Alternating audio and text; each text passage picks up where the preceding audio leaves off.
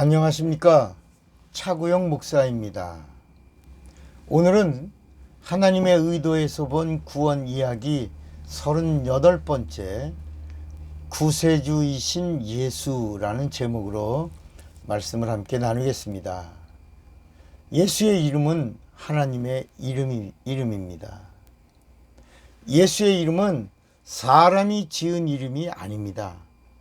아이가 태어나면 부모나 집안의 어른들이 아이의 이름을 짓습니다. 개똥이, 쇠똥이, 먹새, 돌새, 밤새, 성경에 가면 엘리야, 엘리사, 다윗, 모세, 사무엘 이렇게 이름을 짓습니다.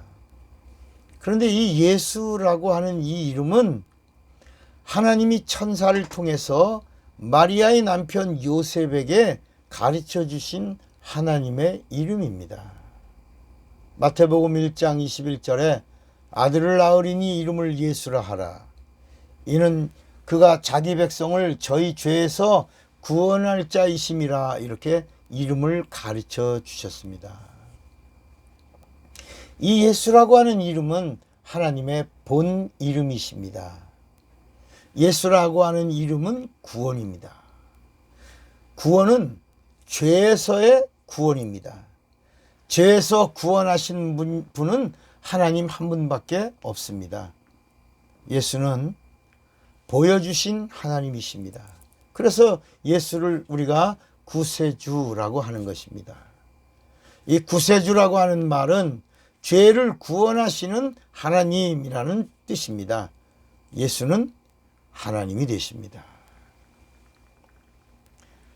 이것은 우리의 신앙 고백이고 저의 신앙 고백입니다. 우리 교회 공동체의 고백입니다. 하나님의 아들은 하나님이십니다. 짐승의 새끼는 짐승입니다. 사람의 자식은 사람입니다. 하나님의 아들은 하나님이 되십니다. 천주교는 기독교가 아닙니다. 루터교도 기독교가 아닙니다. 물론 루터교가 한국 기독교 안에 들어와 있죠. 그러나 기독교가 아닙니다. 루터교는 천주교에서 마르틴 루터라고 하는 신부가 1517년에 티첸베르크 성당에 95개 조항을 내걸고 이제 토론하자고 하다가 그것이 하나의 영적인 파워가 되고 세력화되고 떨어져 나와서 그리고 교단이 형성됐습니다. 그러니까 로마 천주교회와 전혀 다른 천주교 교단, 루터교 천주교 교단이 된 겁니다. 루터교는 천주교와 색깔이 다른 옷을 입었지만 루터교는 로마 천주교와는 다른 새로운 천주교회인 것입니다. 한국은 루터교가 기독교 안에 들어와 있죠.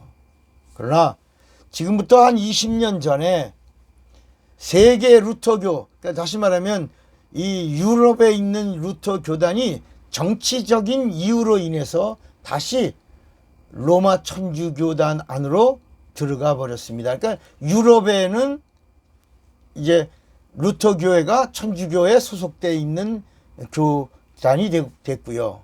한국은 아직 어떻게 되는지 잘 모르겠지만 이런 상황입니다.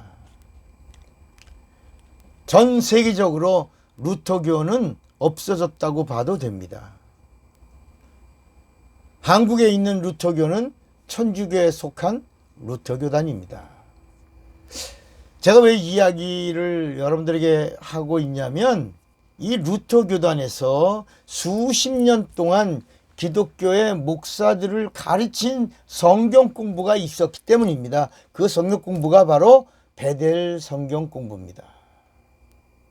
20만 명이 넘는 목회자와 교회 지도자들이 공부를 했다고 자랑스럽게 발표하는 것을 보았습니다. 거기 20만 명이라면 목사들이 수만 명이 들어갔을 겁니다. 기독교의 지도자 20만 명이면 이 루터교의 영향력을 무시할 수 없습니다.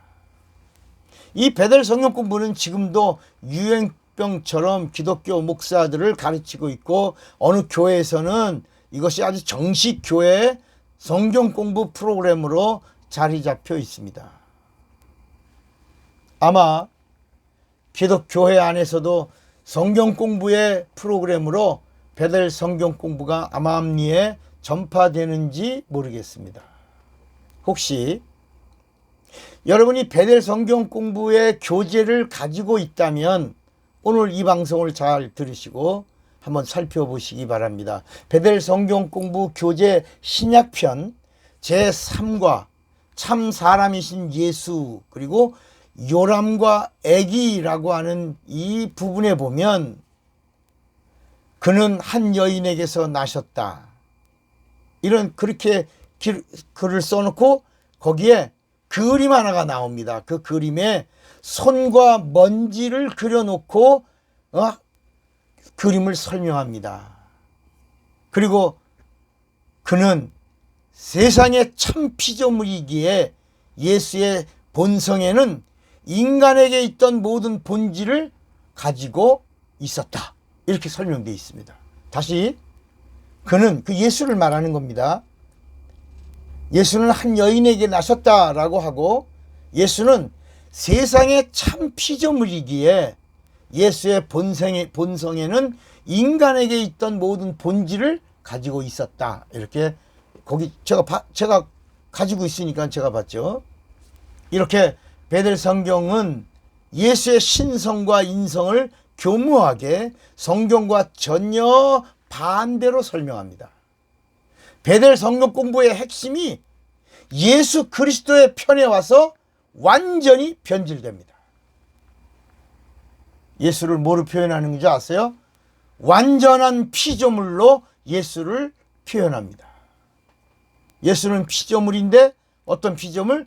참 피조물이라고 이렇게 기록되어 있습니다.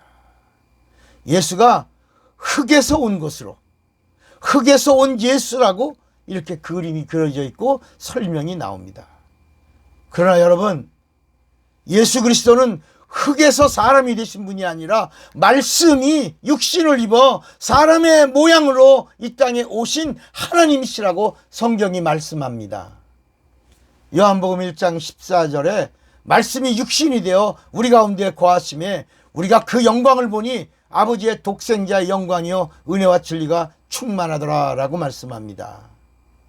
빌립보서 2장 6절에 보면 우리 인간을 지으신 예수께서, 인간을 지으신 창조주이신 그분이 인간의 모양으로 오셔서 낮아지셨다고 성경은 이렇게 말씀합니다.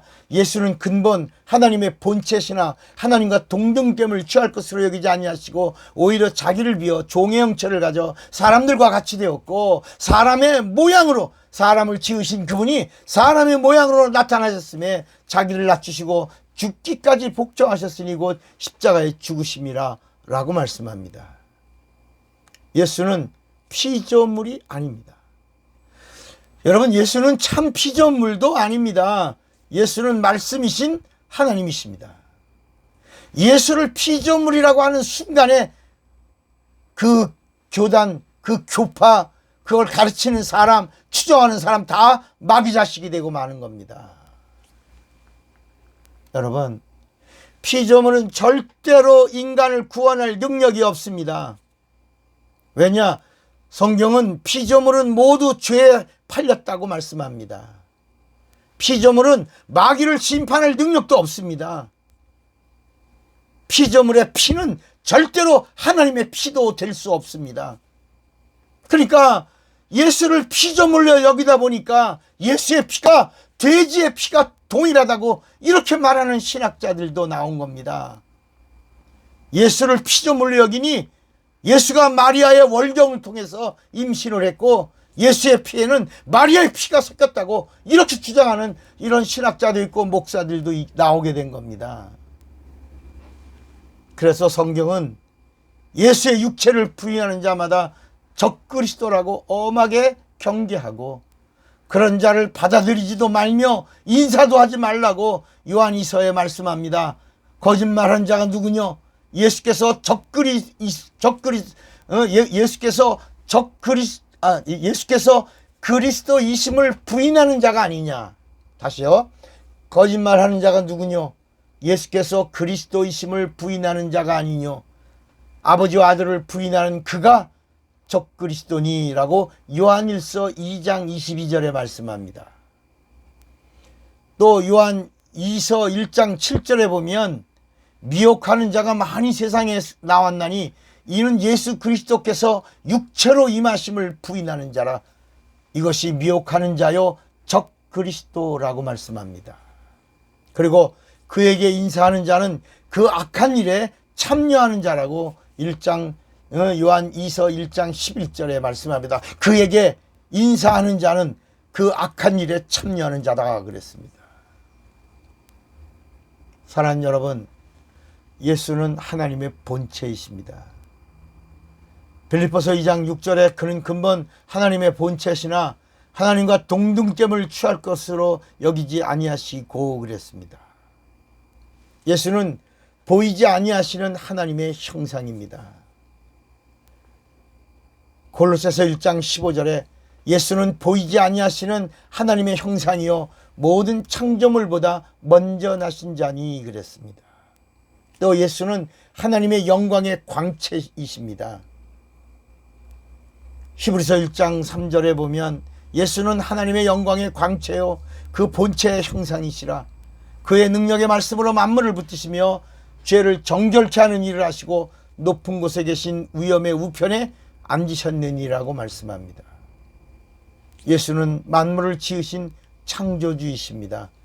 요한복음 1장 3절에도 만물이 예수로 말미암아 지은 바 되었으니 지은 것이 하나도 예수가 없이는 된 것이 없느니라고 말씀합니다. 요한복음 1장 10절에 예수가 세상에 계셨으며 세상은 예수로 말미암아 지은 바 되었으되 세상이 예수를 알지 못했다라고 말합니다. 히브리서 1장 2절에도 이 모든 날 마지막에 아들로 우리에게 말씀하셨으니 이 아들을 만유의 후사로 세우시고 또 예수로 말미암아 모든 세계를 지으셨느니라 라고 말씀하면서 예수가 누구냐? 예수는 만물을 지으신 창조주 하나님이시라고 설명합니다. 또 예수의 이름은 성부와 성자와 성령의 이름이십니다. 마태복음 28장 19절에도 침례를 어떻게 침례주냐? 성부와 성자와 성령의 이름인 예수의 이름으로 침례를 주라 라고 말씀합니다. 예수의 이름이 바로 하나님의 아버지의 이름이십니다. 요한복음 17장 11절 예수께서 내게 주신 아버지의 이름으로 내가 저희를 보존하와 우리 지켰사오니 저들도 우리와 같이 하나 되게 하옵소서 이렇게 기도하셨습니다. 또 예수의 이름은 하나님의 아들의 이름일 뿐만 아니라 성령의 이름이십니다. 내 이름으로 보내실 성령. 그러니까 성령의 이름이 예수예요. 하나님의 아들의 이름이 예수예요. 하나님의 아버지 이름이 예수예요. 예수의 이름으로 구원을 받고 예수의 이름으로 기도를 하고 예수의 이름으로 응답을 받고 예수의 이름으로 천국에 들어가고 예수의 이름으로 마귀를 대적하고 예수의 이름으로 귀신을 쫓고 예수의 이름으로 병을 고치는 것입니다. 누가 예수를 피조물이라고 합니까? 누가 예수를 성현군자라고 합니까?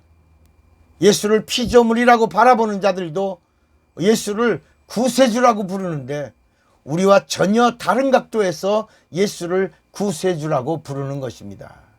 우리는 예수를 영원한 죄에서 구원해 주시는 구세주라고 부르는데 이 예수를 피조물로 여기는 자들은 영적인 죄가 아니고 혼적인 것이나 환경의 구세주로 예수를 바라봅니다. 그러다 보니까 양로원 예수입니다. 병원 예수입니다. 복지관 예수입니다. 자선사업가 예수입니다. 학교 예수입니다. 여러분, 예수는 하나님이십니다. 빌립이 예수께 하나님 아버지를 보여달라고 했을 때 예수께서 나를 본 자는 아버지를 보았거늘 이렇게 말씀하셨습니다. 아버지라는 말은 창조주라는 말입니다. 예수를 창조주라고 고백하는 사람은 예수를 이미 아버지라고 고백하고 있는 것과 같습니다. 왜? 아버지와 예수 하나입니다. 예수는 하나님의 아들, 하나님의 아들은 하나님이십니다. 예수는 하나님이십니다. 그가 나를 영원한 죄에서 속량해 주셨고 내 영혼의 구세주가 되십니다. 예수는 하나님이시다. 예수는 구세주이시다. 육체가 있는 동안에 우리 모두 이렇게 고백하며 사는 자가 되기를 바랍니다. 하나 더, 예수는 나의 구세주, Jesus my Savior. 또 예수는 나의 참 하나님이 되신다. 이런 고백이 있기를 바랍니다. 요한일서 5장 20절에 아는 것은 하나님의 아들이 이르러 우리에게 지각을 주사 우리로 참된 자를 알게 하신 것과 또한 우리가 참된 자 곧 그의 아들 예수 그리스도 안에 있는 것이니 예수는 참 하나님이시요 영생이시라 라고 말씀합니다. 사랑하는 여러분, 예수가 내 구주, 예수가 내 생명 되십니다. 예수가 내 구주, 예수가 내 생명 되십니다. 이 성령이 지지해주는 이 고백으로 육체가 있는 동안에 승리하시기를 주님의 이름으로 축원합니다. 할렐루 예수. 차고영 목사입니다.